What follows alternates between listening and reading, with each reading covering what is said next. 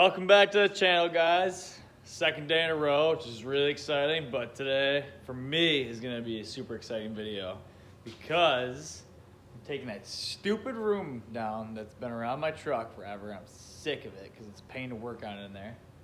And I wanna be able to walk in my garage and see my beautiful rig, see my beautiful truck. So I went today and I got some brackets welded on the aluminum radiator. I couldn't do it because it was aluminum. We're gonna get the fans mounted on the radiator, get the radiator put back in, get it filled up with coolant. We're gonna run it. I wanna run it up to temperature. I wanna get up to like 200 degrees and I wanna kick the fans on and see if they have the potential to actually cool it down when it actually starts to get too hot, because that truck only runs at like 160, like 180. So I'm gonna show you guys what I did to mount this. I already had this pretty much all done. It's already all mounted in, but I took it back out so I can show you guys what's going on. I'm freaking super pumped about today's video. I'm so happy to get that thing down. Oh my God. And I get to let my truck run up to temperature. It's gonna be sweet, so. Anyway, before we do anything, I need to get this freaking mess cleaned up from yesterday screwing around here. So I'm gonna go ahead and I'm gonna get the garage all cleaned up, get the radiator in here and get everything all set up where we want it. Then we get to freaking run 2-valve time bomb, baby. That's what I'm talking about. Unreal.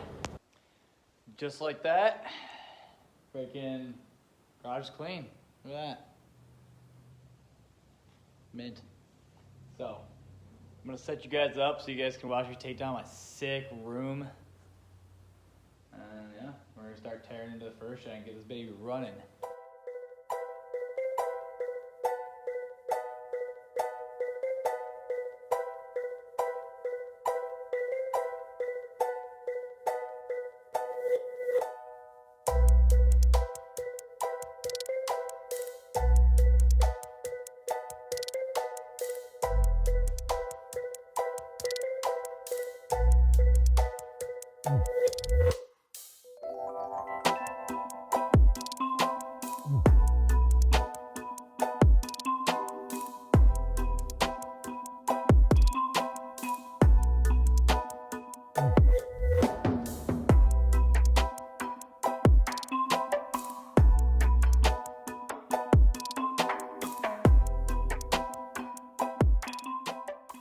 Oh my God, guys, I am so excited right now for no reason. It's like the truck was like on a different planet or something I haven't seen in 8 years. But look at that. Oh my God. You can finally see it from more than 2 feet away nowadays. Woo-hoo-hoo. Oh my God. Unfreaking real. I'm so excited for no reason right now. It's freaking great. We're gonna go ahead now. We're gonna start getting our radiators in here. We're gonna get, like I said I was gonna do yesterday, we're gonna put the catch can in, radiators mounted, get them filled up. We're gonna freaking run this baby. I'm freaking pumped! All right. I don't know if things are gonna work or not, but we're gonna get this stuff opened up.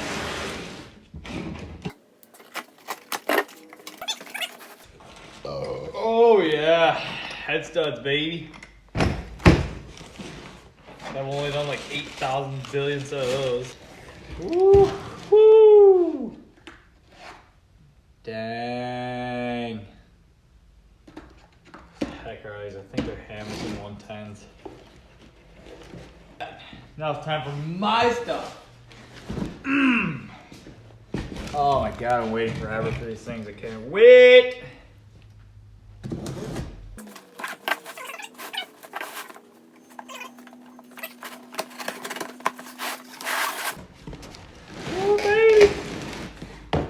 Freaking got a box of paper. That's what I'm talking about.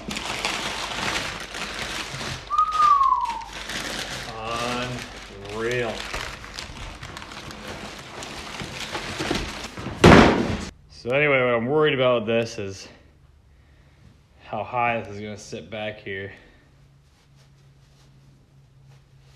I'm worried that it might touch the harmonic balancer, which would not be good.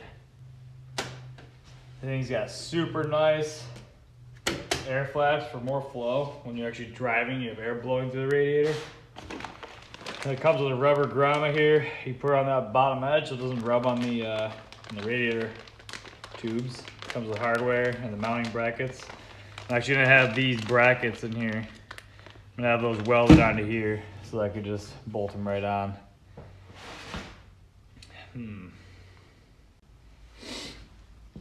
All right, so for a catch can, this is pretty common in the diesel world. You see these a lot because of its size.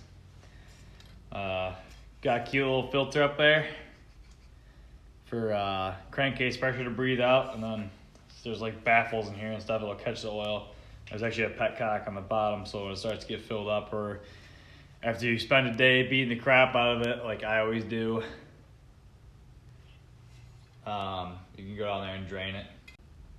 I did have to put this in a place where I kind of had to cut a hole in the bottom of my fender so this way I could get to it to drain it, because it's very tall and there's not really a whole lot of spaces to put this in, under the hood in there, believe it or not. Well, thing I'm worried about with this is going to be like thickness, like depth wise, because I do have limited space between the radiator and the harmonic balancer, so I'm worried I might be hitting one of these fans with the balancer. But it does have these flaps here that'll open up when you're actually cruising, because you will probably get more flow through the radiator than these things even need you to have. Really, these are only good to me when I'm at the track or when I'm at a standstill, but this specific model is a 4000 CFM, and previously I had two fans and only one was working of like 300 CFM without a shroud, so hopefully this is gonna fix my overheating issue. Yep. Nice! What did I just do with that bolt? Oh, okay, so when it was in there, harmonic balancer is like right here in this area, so I either have to cut the shroud to get to sit closer to the radiator. Don't really want to do because the tips of these fans are only like a ½ inch below this outside edge, so I don't want to get them any closer really. So I'm going to try, I took the bolt out where I was touching, and I'm going to take this with the grinder because it's like my #1 tool. I'm going to try to like shave this down a bit. Freaking super cringy to take a grinder to these brand new fans.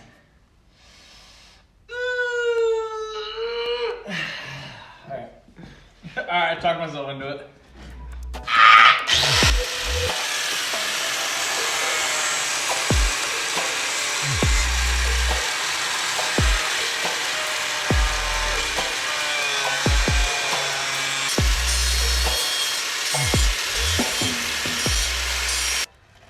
Everybody's watching me cringing right now because I just cut these super mint derale fans.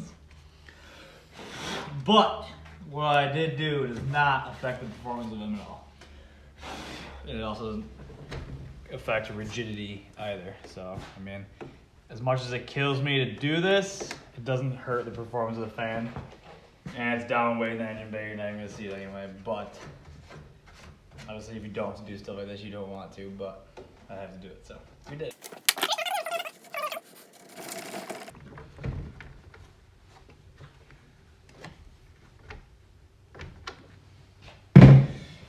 Oh.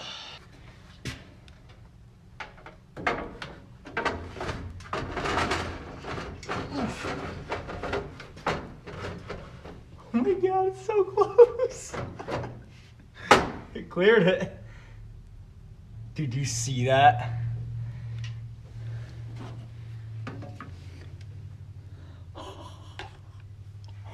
Can you see that in there?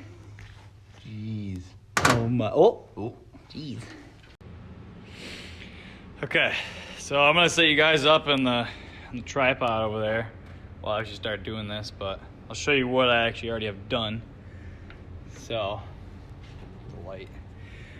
I ended up mounted down there. It's not tight right now, but this is the only spot I had that was tall enough that didn't look like crap. It was right there behind the batteries. It's kind of cool because you won't be able to see it, but at the same time, it's kind of dumb because it's a nice part you kind of want to show off, but whatever.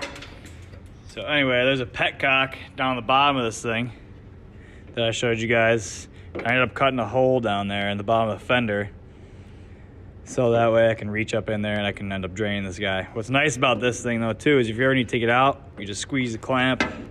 Oh, give me a second. Just squeeze this clamp, it actually unhooks.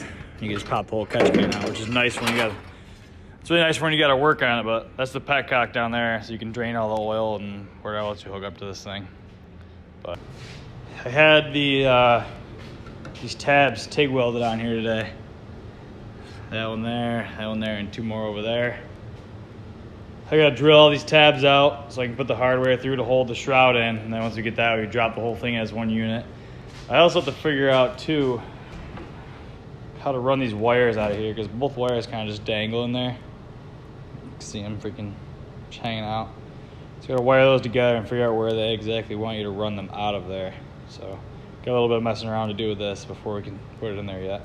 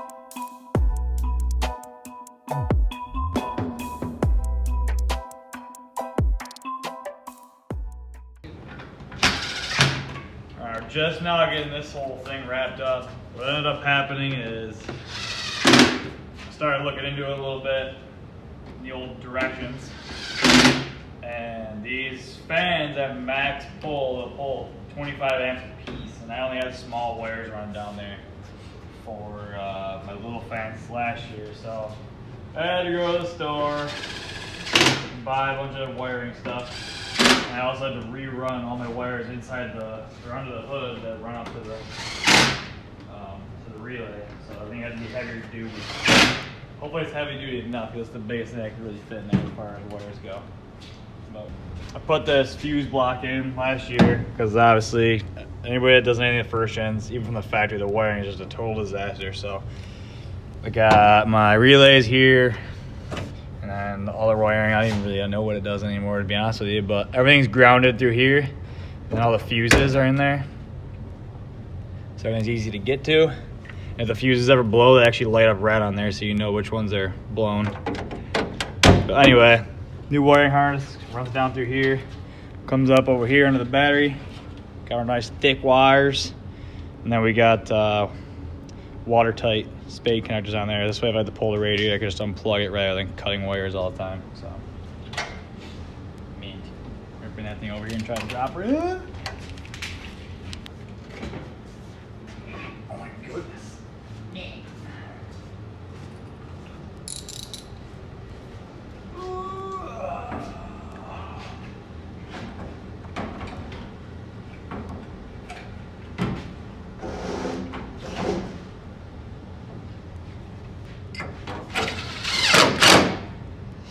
Squish down a lot to make sure that's in there down there. Oh, let's do that thing. Right. Getting ready to fill her up. Can't freaking wait. We're gonna put a little bit in to start out. This is just water. I might end up draining it. I want to get some coolant to put in there. Oh god. Oh god. Oh god. Oh, look at that. Guys, for a little tour in here. Oh, turn on the key and get your super loud, obnoxious lift pump. It's gonna take a minute for our edge to warm up here. Cold start in the edge monitor. They're freaking ripping away. I'm sure you guys can hear that. See what kind of sucky shun we got. Look at that. That'll keep her freaking cool, boys. What I'm talking about. Ah, dang it! They're junk. I want my money back.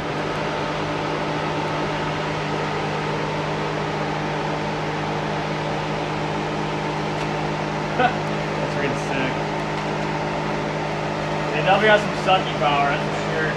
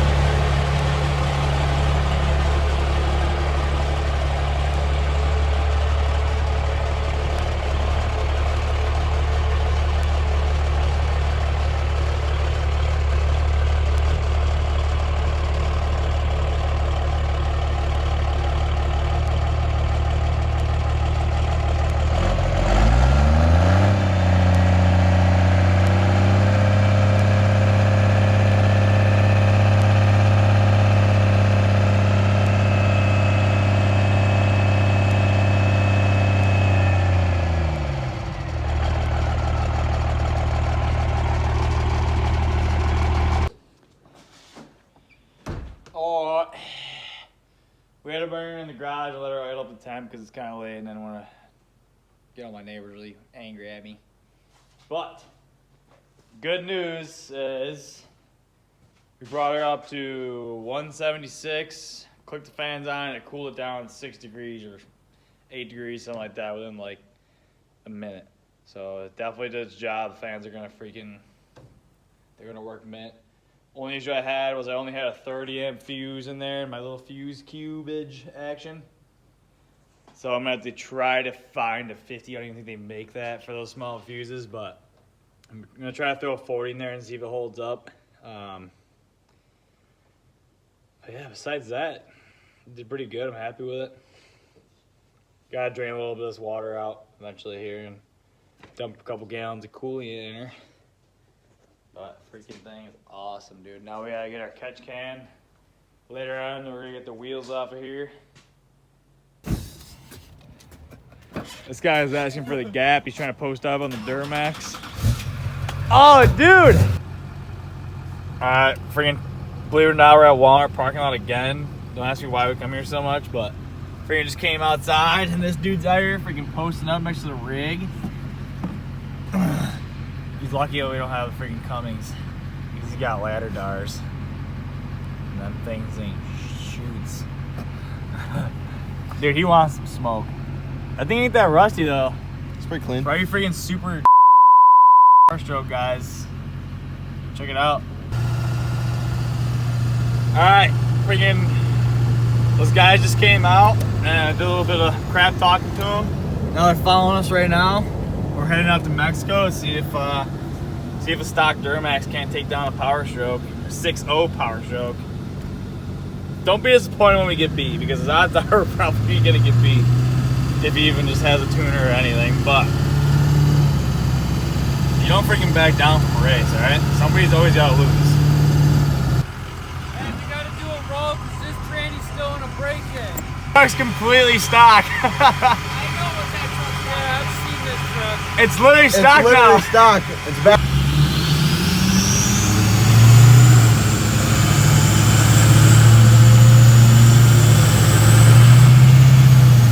Come on. That's 30. Oh, you're done. Oh, you're done. You're done.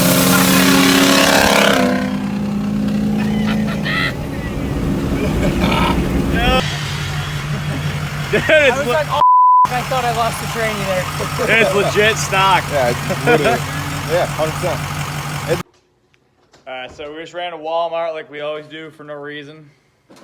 And unfortunately we got beat by a freaking Garbo 6.0. Which sucks.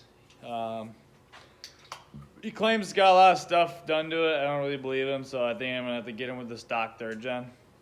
We're gonna get 1st gen up on jack stand and pop the wheels off.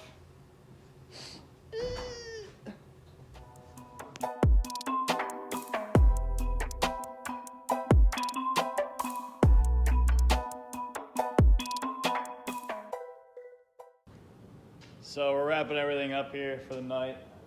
It's like 5 o'clock in the morning. But Grill actually took his grill off of his truck and he's paint matching that. That's how it used to be when it was on Blake's truck, but Blake kept the grill. Freaking, this is like super sad, but I'm gonna throw up. Look at this. It's like not even like, I'm probably gonna lose subscribers here. But tires are off. Day over day. We're gonna go up tomorrow and get them dismounted. That's pretty much it. Had suspension since I lowered it so much. It was bottoming out. The frame was hitting the top of the U-bolts, so I had to go in there and cut them off and modify some of the bracketry down there and stuff. But this part's really cool. Still got a little bit of messing around here to do to clean everything up, but like I said, so since my speedometer is gonna be off because of the gear change, I got this guy put in over here. I don't know if it's gonna show up on the camera now. It looks really crappy on the camera actually, but in person it's like crystal clear, but it actually shows speed. It comes off of this little guy here. Runs out of GPS, so that'll be that. It has like, it's actually really cool. It's got a little lens there. If you cover it up, it'll auto dim.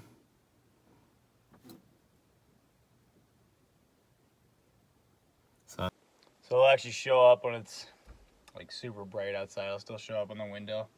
It's got that little reflective piece of plastic that you put on the window there. Kind of looks kind of dumb on there, but it makes it show up really nice, so it'll be worth it. That's pretty much what we got. Pumped. Freaking fans are super successful, so that's mint.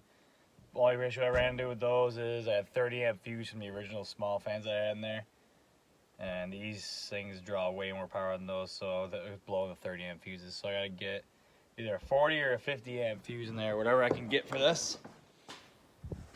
And yeah, that should take care of that problem. But that's it for today with this thing.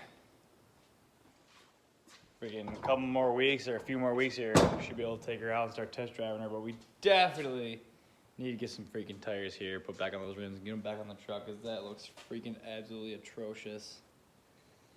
Unreal. But anyway, that's it for tonight's video. If you guys haven't already, make sure you go down, you subscribe, hit the bell so you get notifications on our new videos. If you like the content, make sure you like the videos. And then if you guys have any questions about anything I've done on this truck or anything you want to know, feel free to comment. I'll either talk to you, I'll either message you on YouTube, or you can get a hold of me on my Instagram, either way. But if it's something big and a lot of people want to know about it, I'll just make a video on it. But sometime this spring coming up here, we're actually going to do, once I start driving it, we're going to do a whole walk around on this truck and everything. But it's so freaking dirty right now. As soon as we get it out in the spring, it's going to get a really good wash. I'm going to get it polished and buffed, and I'm going to end up putting ceramic coat on it. So hopefully I'll be able to keep her a little cleaner, a little lower maintenance. But anyway, that's it for tonight. We'll freaking see you guys probably in a couple days.